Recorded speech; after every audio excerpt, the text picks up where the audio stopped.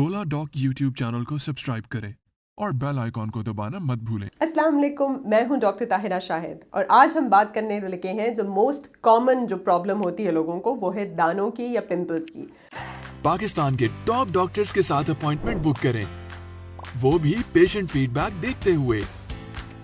लाखों लोगों की तरह पाकिस्तान के सबसे बड़े डॉक्टर नेटवर्क का फायदा उठाएं और आज ही ओला डॉक ऐप डाउनलोड करें। ओला डॉक, डॉक्टर का अपॉइंटमेंट आसानी से। कोई ख़ास इवेंट आने वाला हो, शादी आ रही हो या एग्ज़ाम्स का स्ट्रेस हो, पढ़ाई का स्ट्रेस हो, ज़्यादातर लड़के लड़कियों को दानों का जो इश्यू होता है वो बहुत ज़्यादा होता है। सबसे पहले तो हमने ये देखना होता है कि हमारे दाने असल में पिंपल्स या एक्नी है या कुछ और है, क्योंकि दानों की बहुत सारी वजूहात होती हैं। कभी जब हमारे मुंह के ऊपर या हमारी बॉडी के ऊपर छोटे छोटे दाने नुमा चीज़ आ जाए तो वो कई चीज़ों का रिजल्ट हो सकती है। कभी कभी कोई एलर्जी होती है किसी चीज़ को हाथ लगाने से, किसी चीज़ को खाने से, किसी चीज़ से एक्सपोज होने से, कभी किसी ड्रग का या किसी मेडिसिन का रिएक्शन होता है, कभी कभी कोई ना कोई इन्फेक्शन होता है, साथ बुखार के हो जाता है आपको, या फिर कभी कभी एक्जिमा की सूरत में भी रैशेस होते हैं। तो सबसे पहले तो आपको डर्मेटोलॉजिस्ट देखता है और डायग्नोस करता है कि वाकई आपके दाने जो हैं वो एक्नी या पिंपल्स हैं। और एक्नी और पिंपल्स क्यों होते हैं? वो यंग एज में, आपने देखा होगा टीनेजर्स में मोस्ट कॉमन होते हैं। उसके बाद लाइफ में जब भी हार्मोन्स जो हैं आपके ऊपर नीचे होंगे तब होंगे, या फिर मीनोपॉज के करीब जब औरतों को अराउंड 45 की एज में फिर हार्मोनल चेंजेस आते हैं तब भी होते हैं। तो जब भी आपके जो हार्मोन्स हैं उनके ऊपर उनमें थोड़ा सा भी बैलेंस आउट होता है तो आपका जो सीबम प्रोडक्शन होता है, जैसे हम कहते हैं ना तेल का प्रोडक्शन, ऑयल का प्रोडक्शन, वो आपकी स्किन में ज़्यादा हो जाता है। और फिर उस ऑयल ने निकलना होता है क्योंकि वो मॉइस्चराइज करती है आपकी स्किन को, तो पोर्स में से निकलती है, छोटे छोटे मसाम में से।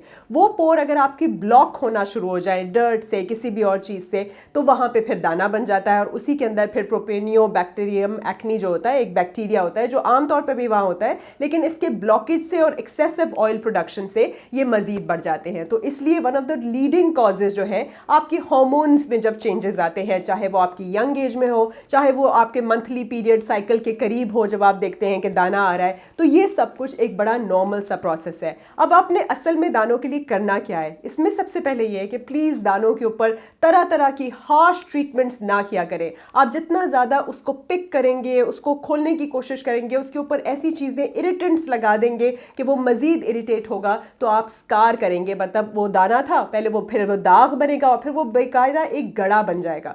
दूसरे नंबर पे आपने जाके ये समझना है कि आपके जो दाने का कॉज है वो क्या है, ठीक है। और अगर कभी कभी कोई हार्मोनल इश्यू होते हैं, जैसे कुछ औरतों में पीसीओडी होता है, पॉलिसिस्टिक ओवेरियन डिजीज़ होती है, तो उनको जाके उसका इलाज कराना बेहद ज़रूरी होता है, क्योंकि उसमें उनको दानों के साथ साथ मुंह पे बाल भी आ रहे होंगे, सर के बाल भी गिरे होंगे, मोटापा भी हो रहा होगा, तो उन्होंने जाके पहले प्रॉपर गायनेकोलॉजिस्ट से वो पीसीओडी का इलाज कराएंगी।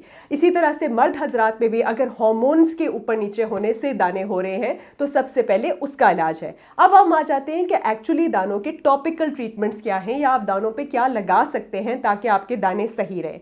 तो जब हम आते हैं फेस वॉश की तरफ, तो हमेशा फेस वॉश वो यूज़ करें जिसके अंदर अल्फा हाइड्रोक्सी एसिड्स या बीटा हाइड्रोक्सी एसिड होगा। और बेहतर ये होता है कि बीटा हाइड्रोक्सी एसिड मतलब salicylic acid based face wash या सोप का इस्तेमाल किया जाए।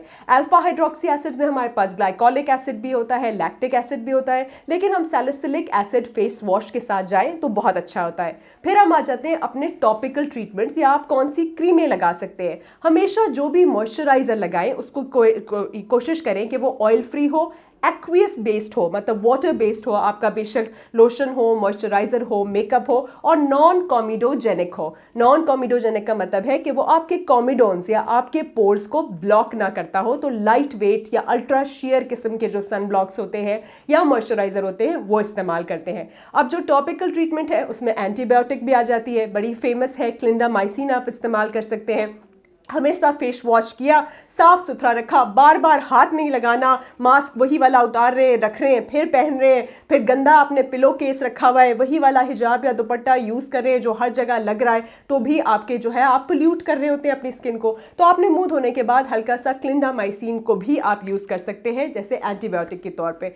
फिर दूसरी जो जेल्स मौजूद होती हैं उसके अंदर आपकी एडाप्लिन आ जाती है, डैप्सोन आ जाती है, एडाप्लिन जेल, और ये वाली जो क्रीम्स होती हैं ये बेसिकली क्या करती हैं, ये आपका जो टर्नओवर होता है उसको इंक्रीज करती हैं ताकि आपका वो क्लॉग हो ही ना पोर, जो आपकी स्किन का तो टर्नओवर है। उसी में फिर आइसोटी रेटिनोइन क्रीम्स भी आती हैं जैसे रेटिन ए वगैरह। अब आइसोटी रेटिनोइन क्रीम्स यूज़ करने का तरीका ये होता है कि आपने रात के वक्त ही उसको यूज़ करना है, थोड़े अमाउंट में यूज़ करना होता है और कोशिश करनी होती है कि इसके साथ साथ आप बिल्कुल सन एक्सपोजर ना लें या डायरेक्ट लाइट एक्सपोजर ना लें, क्योंकि उस सूरत में आपको मजीद हाइपर पिगमेंटेशन या मजीद काला हो सकता है निशान। तो जो सेफ होती हैं वो आप एंटीबायोटिक यूज़ कर सकते हैं। ड्राइंग के लिए आप बेंजोइल पेरोक्साइड यूज़ कर सकते हैं। यूजुअली बेंजोइल पेरोक्साइड का कॉम्बिनेशन मिलता है क्लिंडामाइसिन के साथ भी और एडाप्लिन जेल के साथ, जिसे हम डिफरेंट वगैरह भी कहते हैं, ये आप यूज़ कर सकते हैं। ये एक अच्छा वो होता है इसको ट्रीट करने के लिए। साथ साथ एज़ेलाइक एसिड जो होता है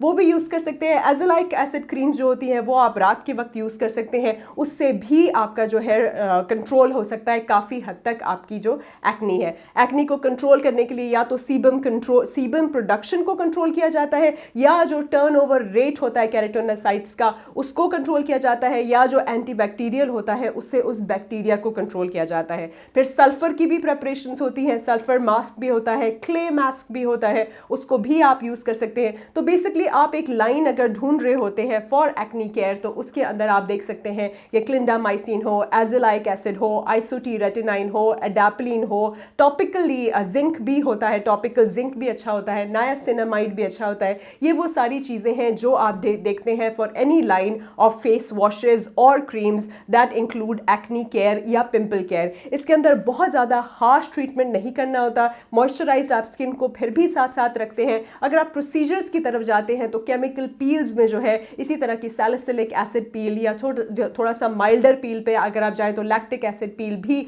आपको हेल्प करता है कंट्रोल करने में। जब आपकी एक्टिव है एक्नी तब आपने कोई प्रोसीजर जैसे माइक्रोडर्माब्रेशन वगैरह उस वक्त नहीं कराना, वो बाद में आप स्कारिंग के लिए करा सकते हैं। जब हम आते हैं ओरल ट्रीटमेंट में तो उसमें आप विब्रामाइसिन का भी कोर्स होता है, वो भी दिया जाता है। और फिर कुछ डर्मेटोलॉजिस्ट जो है वो आइसोटी रेटिनोइन भी आपको प्रिस्क्राइब करते हैं, लेकिन आइसोटी रेटिनोइन जो है वो बहुत सिवियर एक्नी केसेस में ही एडवाइज होता है और उसमें साथ साथ देखना होता है कि इंसान का लिवर ठीक है, उसके ट्राइग्लिसराइड्स रेस तो नहीं है, कहीं वो प्रेग्नेंट तो नहीं होना चाह रही, क्योंकि वो फिर जो है टेराटोजेनिक मतलब आपके बच्चे के अंदर नॉर्मेलिटीज़ भी पैदा कर सकता है। साथ साथ उसके एक्सट्रीम ड्राइंग हो जाती है आपकी आंखों की, आपकी लिप्स की, आपके हाथों पैरों की, तो उसमें आपको सिवियर किस्म की मॉइस्चराइजर्स यूज़ करने होते हैं, लिप बाम यूज़ करना होता है, आइज में टीयर्स यूज़ करने पड़ते हैं और साथ साथ मॉनिटर भी करना होता है लिवर, और आपने कॉन्ट्रासेप्शन भी लेनी होती है। लेकिन आइसोटी रेटिनोइन के लिए 6 मंथ्स का कोर्स होता है जो बाकायदा आपकी बॉडी वेट के हिसाब से दिया जाता है।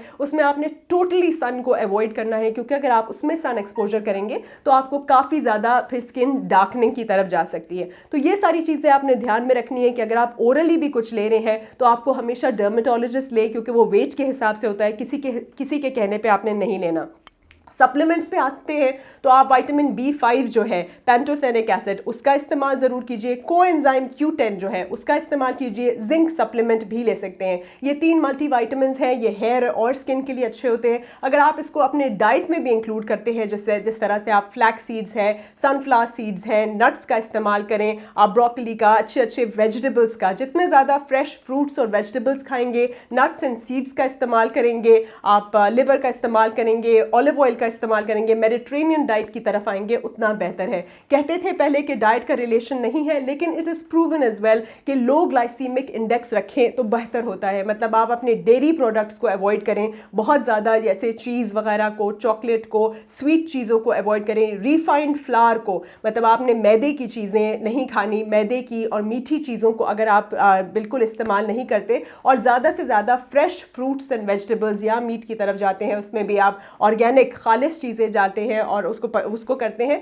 तो वो आपकी एक्नी के लिए बेहतर होता है। दूसरे आपके हैबिट्स में यही है कि आपने फेस वॉश ज़रूर करना है, रेगुलरली वॉश करना है, हाथ बार बार मुंह पे नहीं लगाना, रेगुलरली क्लेंजिंग करेंगे और साथ टोनिंग के लिए आप क्लेंजिंग आपने सैलिसिलिक एसिड क्लेंजर से की, टोनिंग के लिए आप विच हेज़ल का इस्तेमाल कर सकते हैं। विच हेज़ल टोनर या एस्ट्रिंजेंट बड़ा अच्छा होता है ताकि आपके पोर्स क्लॉग ना हो, अच्छी तरह से उसे साफ करें। और हमेशा जो आपने पिलो केसेस हैं या जो भी आप टिश्यू यूज़ करें या सारा कुछ उसको चेंज करते रहें, और आप फिर अपने पानी भी पूरा दिन में ज़्यादा पिएं। मेकअप अगर लगा लिया है तो उसे ज़रूर क्लेंस करके धोकर सोएं। बहुत ज़्यादा थिक लेयर्स ना लगाएं कि आपकी एयर जो है आपकी ब्रीथ ना कर सके। हमेशा हल्का सा आप थोड़ा सा एंटीबायोटिक जो क्रीम जो है वो उसका बेस भी लगा सकते हैं ताकि आपका किसी किस्म का बैक्टीरिया जो है वो वहाँ पे प्रोलिफरेट ना करे। और regular use of either benzoyl peroxide or adapalene gel or clindamycin or sulphur based mask or a clay based mask that is going to control your oil production is always a good choice.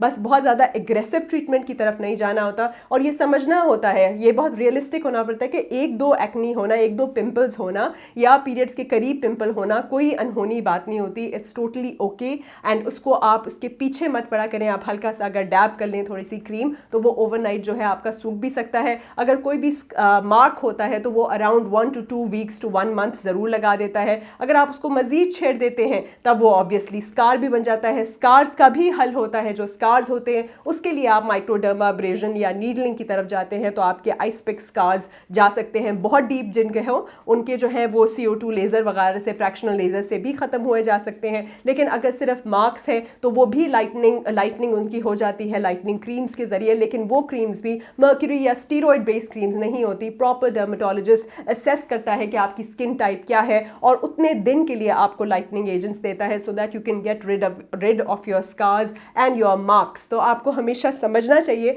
कि आपकी acne की असल cause क्या है, उसको भी treat करें, अपने न्यूट्रिशनल डेफिशिएंसीज को भी ठीक करें, रात को सही वक्त पे सोना, खूब सारी एक्सरसाइज और अच्छी ऑर्गेनिक डाइट जिसमें आपने रिफाइंड फ्लावर, प्रोसेस्ड मीट और शुगर्स को कट कर दिया। प्रिजर्वेटिव्स डाइट से आप दूर रहिए और ज़्यादा से ज़्यादा पानी पीजिए। एक हेल्दी लाइफस्टाइल की तरफ आएंगे, स्मोकिंग को क्विट करेंगे तो आपको ये एक्ने वाले प्रॉब्लम्स बिल्कुल भी नहीं होंगे। और मैं बैठती हूँ एडवांस डायग्नोस्टिक सेंटर पे। मेरी टाइमिंग है 11 AM to 4 PM on Monday, Tuesday and Friday. तो आप या तो यहाँ आ सकते हैं G8 मरकज़ में या फिर ओला डॉक के थ्रू भी अपॉइंटमेंट ले सकते हैं।